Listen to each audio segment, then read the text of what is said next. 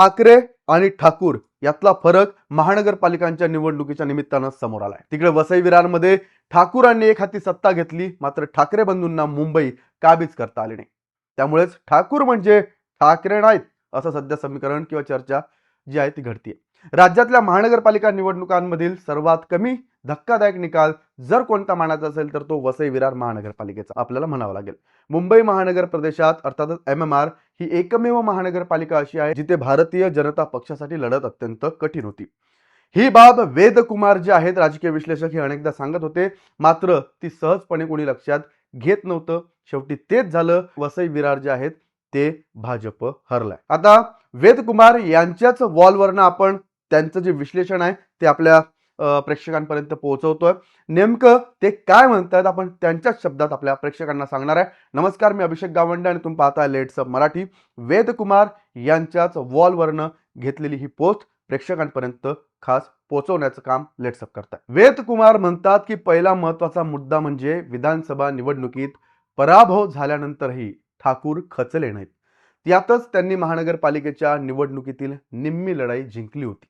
स्थानिक पातळीवर कार्यरत असलेल्या छोट्या पक्षात पिता पुत्र दोघेही विद्यमान आमदार असताना पराभूत झाले, तर त्या पक्षाची अवस्था सहसा खूप कमकुवत होते।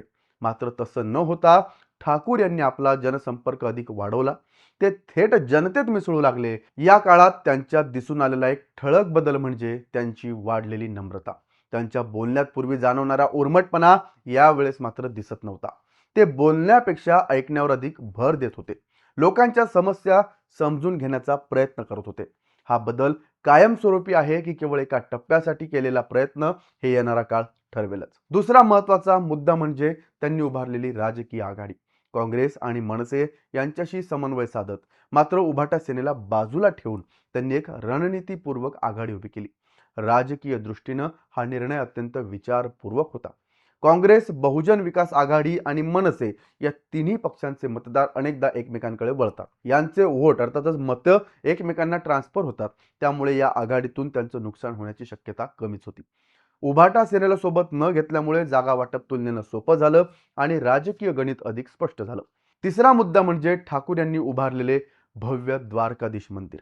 निवडणुकीच्या सुमारे 3 महिने आधी या मंदिराचं बांधकाम पूर्ण झालं आणि त्याला मोठ्या प्रमाणावर प्रतिसादही मिळाला। यापूर्वी त्यांनी मारुती आणि गणपती मंदिरं उभारली आहेत।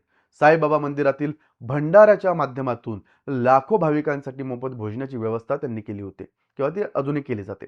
याची सर्वसामान्यांमध्ये चर्चा घडवून आणण्यात आली। यावेळी पहिल्यांदाच त्यांनी ही कामं थेट जनतेसमोर सातत्यानं मांडली आणि आम्ही कमी हिंदुत्ववादी आहोत का असा प्रश्न उपस्थित केला। या सौम्य हिंदुत्वाच्या सकारात्मक मांडणीचा त्यांना नक्कीच लाभ झाला असं म्हणता येईल।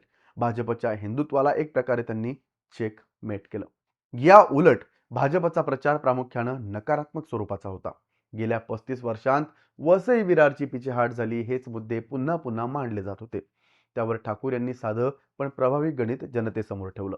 2022 मध्ये महानगरपालिकेची मुदत संपल्यानंतर प्रशासन राज्य सरकारच्या नियंत्रणाखाली होतं, हे त्यांनी जनतेला अनेकदा स्पष्ट केलं।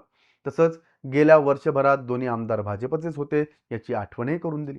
रेल्वे मार्गावरील पूर्व पश्चिम जोडणाऱ्या महत्त्वाच्या पुलांसाठी केंद्र सरकारच्या रेल्वे मंत्रालयाची परवानगी आवश्यक होती आणि त्या मिळायला विलंब झाला तेव्हा खासदार भाजपचेच प्रतिनिधी होते, हेही त्यांनी अधोरेखित केलं। त्यामुळे गेल्या काही वर्षांत नेमकी कोणती कामे झाली असा थेट प्रश्न त्यांनी मतदारांसमोर उपस्थित केला ठेवला।